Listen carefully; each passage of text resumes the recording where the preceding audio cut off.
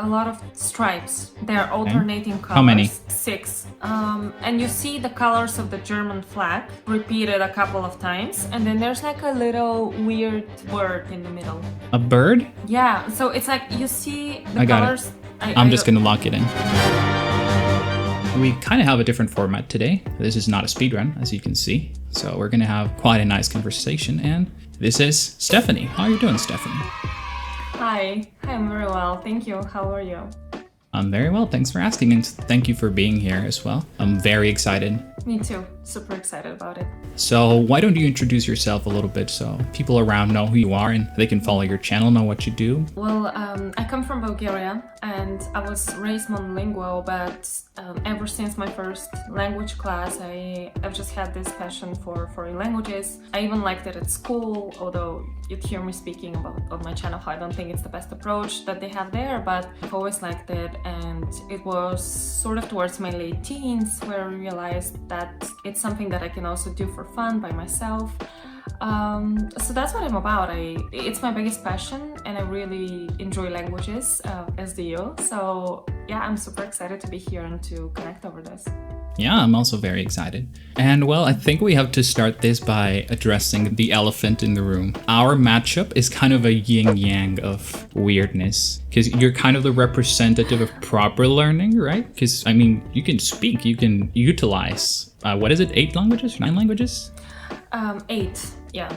There are 8. There you go. I'm learning a couple of others, but I'm not able to yet. Yeah, well, that's about 6 more than I can do, I would say. So, you know, you got that going on. I mean, I usually don't consider myself fluent in anything other than just Spanish and English, but I know a fair bit of a handful of languages, right? So yeah, that matchup of you being a proper learner and me being kind of a meme learner, I can just say cheese in 25 different languages, basically. And well, since what I do is mostly Duolingo related, I wanted to have a take from a proper language learner like you on language apps. In your experience, in your language learning journey, how useful do you think are those types of apps? And how would you recommend people to use them? Yeah, so I'm not sure if I'm the best person to ask about this because I don't do much apps, if any. Yeah, I think it's about preference. I'm not saying that they're bad. It's just about I have this preference of getting my basics elsewhere. So I like YouTube a lot, actually. You know, I've actually had used it to learn few languages, as in to get the basics. There's like a lot of good channels out there that teach whatever language you're interested in. So I like to do that. I like intro books. I just go through them. Like I don't go through everything. Like if there's an exercise I don't do it because I'm all about liking what I do. So I don't usually do apps because I'm not much into that whole gamification aspect of it that they sometimes have. That just kind of puts me a little on edge. I don't know why. But when it comes to apps, I suggest to people to totally go for it if they like it, because they're great for the basics. Like if you get the basics through an app, or you get it through YouTube channel, or you get it through a book, or you get it through, God, I don't know what, like maybe even somebody teaches the basics to you. It doesn't really matter. It's like in order to be able to use the language, it's what you do after the basics that matters. So I would always, you know, give this advice to people to just go for whatever they want and experiment with different things. Now, when it comes to apps I actually use, I'd say I use Link. I'm not sure if it classifies as an app or not. It's LINGQ. I like that, you know, sometimes you have trouble finding input for different languages, and I'm super input based. So on Link, there's gonna be that input. I obviously use a lot of dictionary apps. Like those might be the apps that I use the most. But when it comes to things like Duolingo, Babbel, and all of that, it's about personal preference, you know, and they're great for people that enjoy them. Yeah. The only thing I would actually not recommend is like drill apps or like flashcard apps, because I just don't think that repeating the same word over and over again and like going through flashcards helps with vocabulary. I don't believe in that. I see. I like that answer, because we talked about how in the end, as long as you enjoy it it's probably going to be very helpful. If you really like it, it's very likely going to help you some way or another, right? So, yeah. Yeah, I guess I'm just a video person. That's why I talk so much about YouTube channels. But yeah. And you use a perfect word for today, which is gamification, because that's literally my channel. I just grabbed an app. And it's a game. I'm just speedrunning, right? It's not how you should learn a language. I learned because it was interesting, and I started investigating. Editing my videos takes me hours upon hours. So during that time, I'm just repeating and looking at the phrases. You know, in the end, I learned a little bit. But the speedrun per se, it's just a game, as you said. But it can work for the basics, I think, for people that enjoy it, for sure. Yeah. And that's why I say it falls full circle in what you said in the end. It's an enjoyable experience for me. I enjoy editing the videos. I enjoy researching more about it. So it helps. It actually helped me. If it wasn't for that, I wouldn't have learned anything that I have learned in these past months. And while talking about that, going full circle again into the speedruns, one of the most fun parts about speedrunning is it's like a puzzle game, and I love puzzle games because it's about figuring out the patterns, figuring out the rules very quickly, trying to somewhat pronounce what's going on, and that's the part that I enjoy the most. So my next question to you is exactly about that. It's so common for me to stumble upon weird rules, weird patterns. In your broad experience of languages, are there any specific rules, any specific patterns that you find weird or that you found weird when you learned for the first time? Yeah, to give you examples like within specific languages, so in French, for example, I always found it weird how they count. 99 in French would be 99, which is basically 4, 20, 10, 9. And I don't know, I think I read somewhere that it has something to do with like, this is how the goals counted, and you know, France was called Gaul in ancient times. It was like these Celtic tribes living there, and although the language is now Latin based, it's still kind of a lot of remnants from that time, and one of those remnants is that the Gauls used to count in 20s. And so to me, like when I want to say 99, to say 4, 20, 10, 9 is super weird. And you know, French numbers just, they involve a lot of math that I don't usually do when I want to speak any other language. So that was very strange. And also another thing with French that I found weird, and also with Spanish, I guess, like sometimes writing and punctuation is gonna be weird. Like in French, I don't know why you have this space before like an exclamation point. Or in Spanish, why do you have like a question mark and exclamation point that are reversed in the beginning of the sentence? Or the question mark in Greek is a semicolon. So a lot of those punctuation things I find weird. And speaking of Greek, also they have this stress that they put on every single word when they write, which I find weird. And sometimes sometimes you're gonna have certain constructions, like to onomamu, which is like my name, and so that whole construction and like other similar ones, because like the patterns of stress are unusual and you just can't break the golden rule that it's supposed to follow certain syllables, and so you get two stresses within the same word, which it took a long time to wrap my head around. How can one word have two stresses? But it sometimes happens in Greek, and that was super strange to me. Another thing is how they use a definite article before a name, so they'll be like O Costas went somewhere, whatever. They also do that in Portuguese. They're like eu sou a Maria. It's like, what do you mean de Maria? Like I'm de Maria, or like the Costas did that. It's, I don't know, I still can't get how you use a definite article before a personal name. In Catalan, you also use articles before the name, and it kind of depends on how you say it. You know how you can say like my name is, or I am John, for example? Depending on which form you either use the article or not. So it's Jo em dic John or Je sóc el John. One of them has the article, the other one doesn't. So it's even weirder, I would say. Yeah, it's just super strange. And well, I think also other things that, because for me, English is a foreign language, so that's some stuff that I found super weird in the beginning is obviously English spelling. I think that's weird for many people, just thinking about how you spell tough and through and thorough, right? Like the classic example of just weird spelling, the same combination of letters pronounced in a completely different way. Or things like traces of the subjunctive, like if I were, Oh, yeah. that's just like I suppose, you know, it's some sort of remnant of the subjunctive, but English is a language that barely uses it. So when you see some weird remnant like that, it's strange. German was also quite weird for me because of the sentence order, how you have to keep waiting for the verb and they can tell you 1,000 words and then you have to keep waiting for the verb at the end of the sentence to actually figure out what they want to say. And you have to keep all those words in your head before you actually hear the main part of the sentence, which is the verb. Or like how their verbs split, they have these movable prefixes. I also found that weird. So I'd say many, many weird things.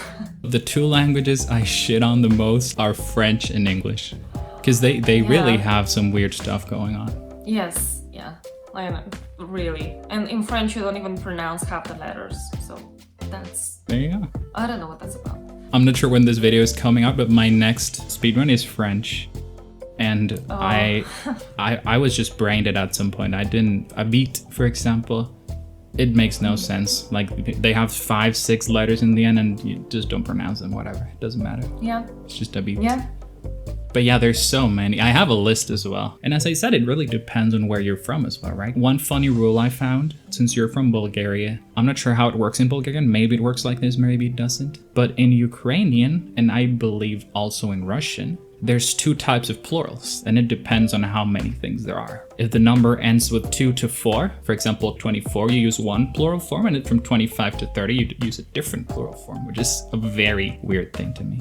Yeah, in Bulgarian, it's not about what it ends in. We have some other rules, but we also have different plurals, but it's not about what the number ends in. It's like, how do you... It's more about certain exceptions in which it's used. Okay. So it's not as... I think it's even weirder because it's not about numbers 2 to 4 or like whatever it was, you use certain thing, but it's before certain words in certain cases, so it's even more exception-y, if that makes sense. Yeah. I'll look for it because it sounds interesting. Because yeah, in the end, Ukrainian is weird, but it follows a pattern somewhat, right? 1 year, for example, rok is 1, roki is plural, and rokiv with a v in the end would be 5 to 10. So, you know, it's so weird. I found it so weird. This question is just a stupid question, the next one I have for you, but I just have to ask you, because knowing 9 languages and even studying more, you probably have a lot of places to take this from. I want to know, what is your favorite word for cheese? For cheese? Cheese. In any language you've ever encountered or learned, what is your favorite way to say cheese?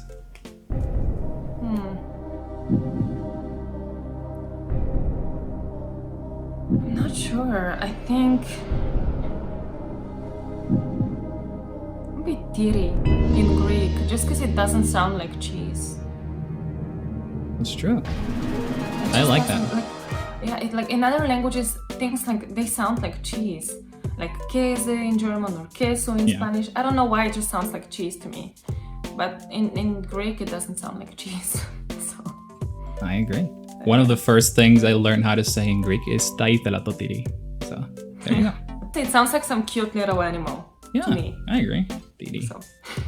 Okay, so I heard you speak Spanish, and I'm a native Spanish speaker, so it really impressed me because you speak quite well. You really have a very good pronunciation, a very good grasp of the language. Thank you. So you're very welcome. I kind of wanted to ask you, since Spanish is such a broad language, and there's so many different accents, right? Right. As far as my ear can tell, which is not much because we didn't do that well in that game, you have mostly a Spain accent, correct? Yeah, I'd say mostly, yeah. Yeah.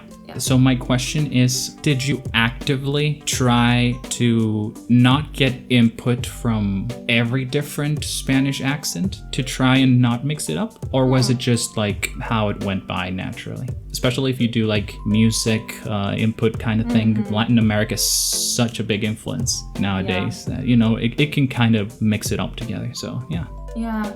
Yeah, I think like I've had a lot of music input for sure, but it's I'd say that when it comes to music, at least for me, I don't really recognize accent that much when it's something that's like sung and not spoken. And then when it comes to other types, I think like a lot of the influence that I got was because I actually lived in Spain for almost a year. So I think that's when my Spanish, even if before that it might have been like a mixture, it got like, you know, a bit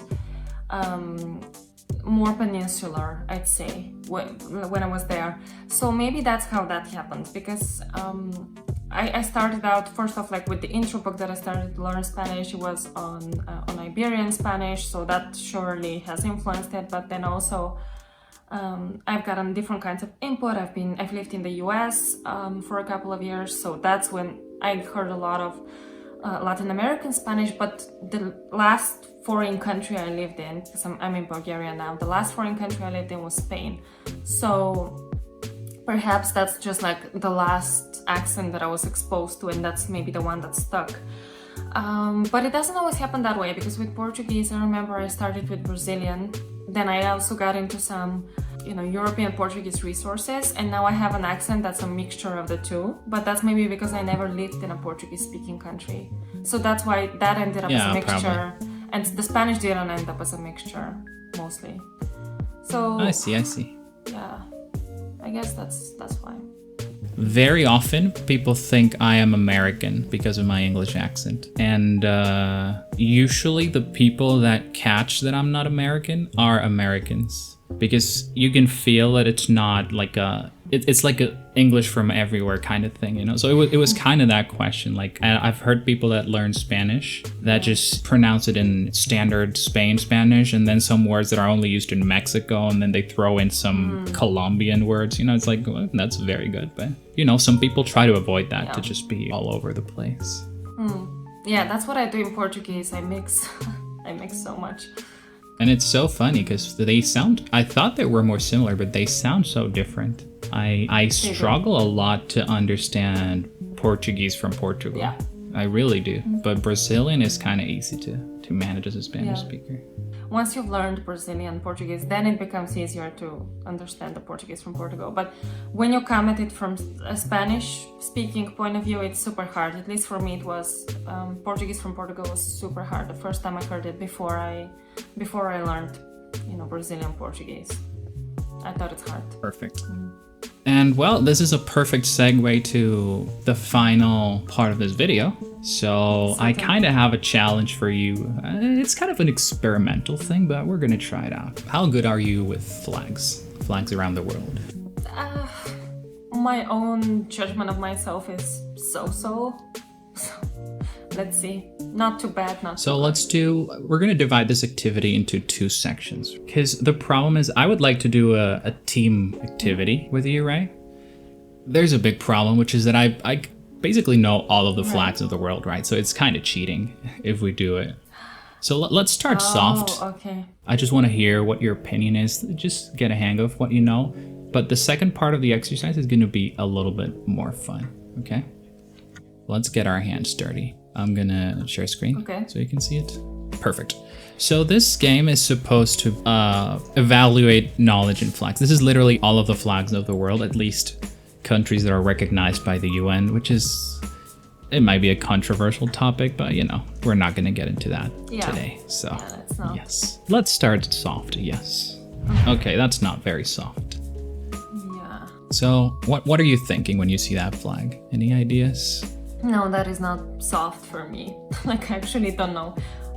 Can I It's a hard one. Can I use the give me a hint? Sure.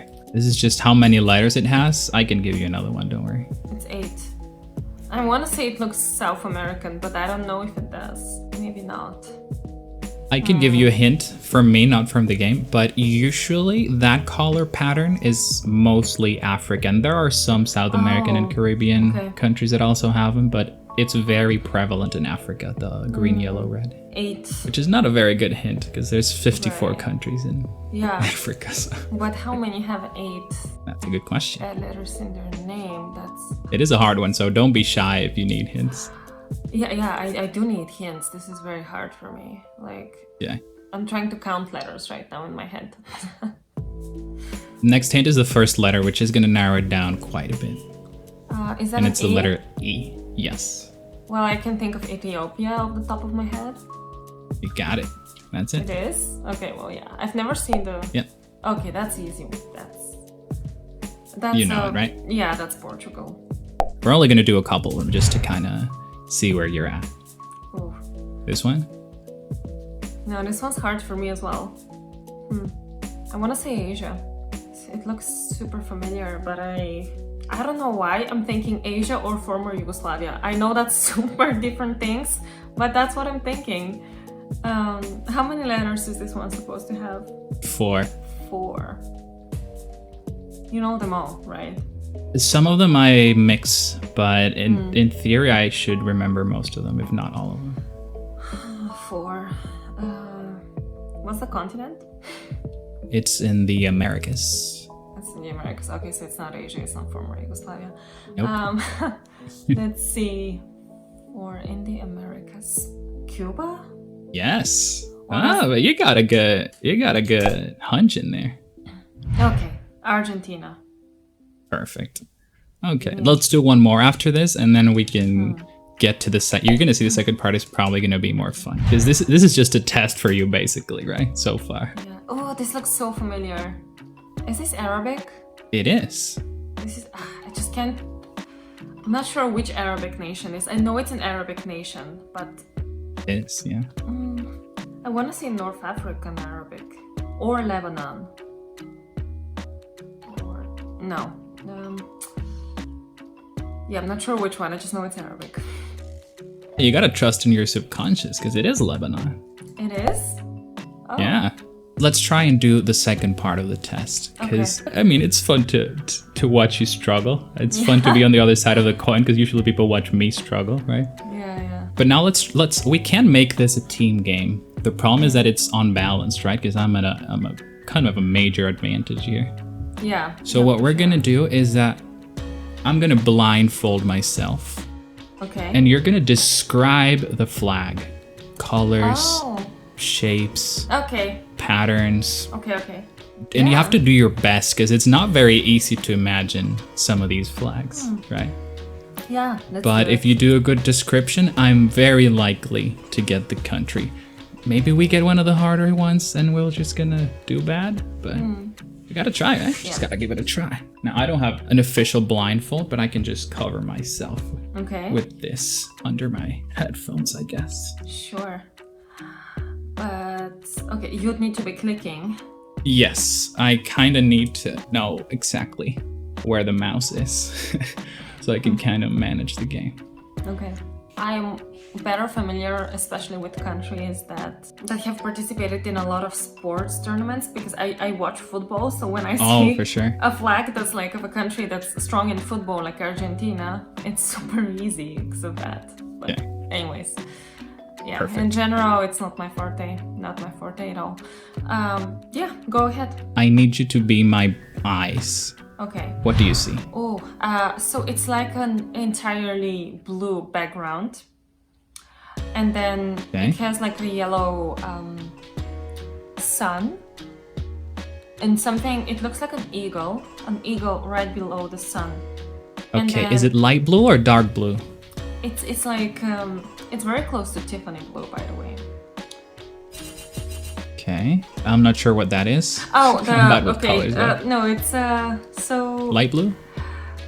It's more on the light side, yeah, and like super intensive blue shade. It's not pastel. It's like an intense light blue, and then it's like a yellow sun with this eagle on top, and then to the left, there's like some. It looks like a weird embroidery on the left side of the flag, but it's just basically one color, and then there's those yellow elements on top of it.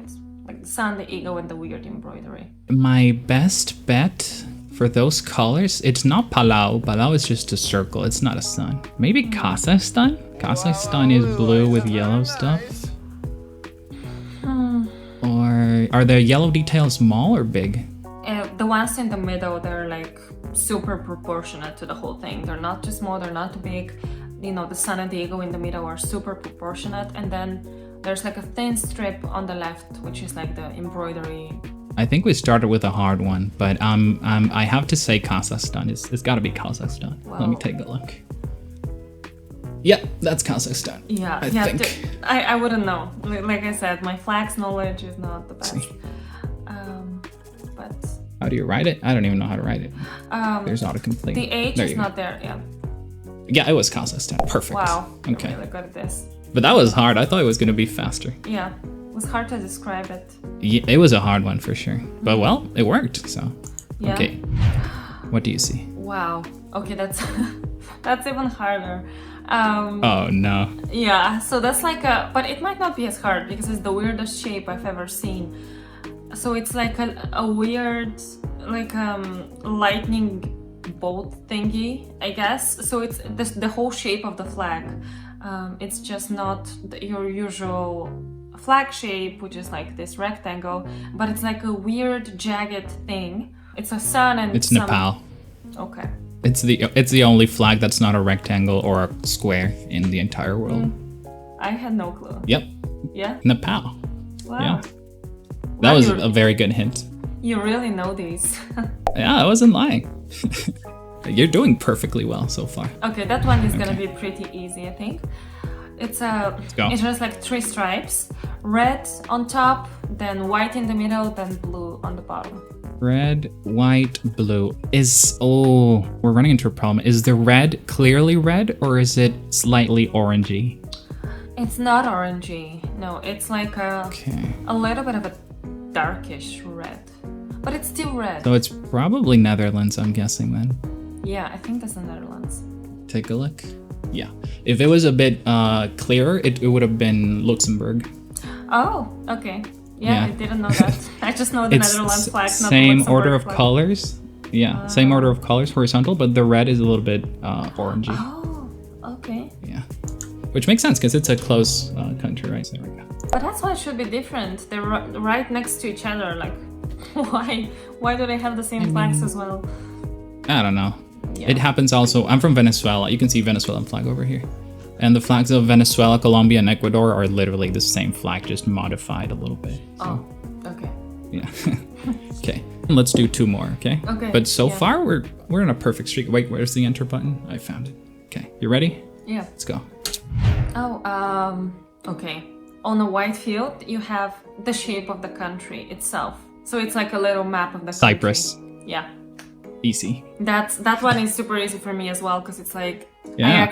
I'm really good with maps, not with flags, but with maps. So, you know, I saw Cyprus and that was super easy to describe. Perfect. Okay. Well, let's do 1 more. But so far, we're doing perfect. So Yeah. just 1 more. You ready? Yeah. Go. Okay, so that one is like a lot of stripes. They're alternating colors. How many? So they're like 6. And you see the colors of the German flag, but it's not the German flag. And you see them like repeated a couple of times. And then there's like a little weird bird in the middle. A bird? Yeah, so it's like you see the colors of the German flag twice and like a little circle with a bird. Yeah, because it's the black, the black, red, yellow, yeah. black, red, yellow. Yeah, it's it's got to be Uganda. I'm just going to lock it in. Yeah, that's it. Oh, but you know what? I was kind of baffled because it's not exactly the German order. But it is the German but it's the same colors. Yeah, I just wanted to like... No, that was a perfect description. Uganda. Yeah, we got him. Yeah. And well, this is kind of an uncomfortable blindfold, but that was did his job. Yeah. I mean, I was expecting to get about half of those. I wasn't expecting to get all of them. That was a perfect description of all of these flags. There are some beautiful flags in the world. I'm going to show you my favorite. Give me a second. One of my favorite flags is Seychelles, this one. Oh, yeah. It's really nice. Quite beautiful, right? I mean, it's just colors, but it's like the only flag that has that kind of pattern just from the corner of it, you know? It's so funny. It's not the usual one you see. Yeah, for sure. This one is also quite nice from North Macedonia as well. And yeah, that was kind of it. It was fun time with flags. Fun with flags. I'm kind of good at memorizing stuff. I've always been. So this is kind of my thing. It was kind of a fun activity we could do. Yeah, ever since like my school days, I would memorize capitals or like the map itself. Like I can pinpoint any country on a map. But the flags, I've never really taken the time to even look at them that much. Well, if you were ever bored and you want to play a game, this website has the blank map for you to do. Oh, nice. Yeah, see, that one would have been easier to do as a game. Yeah, well, I mean, we'll do it another day, but whatever.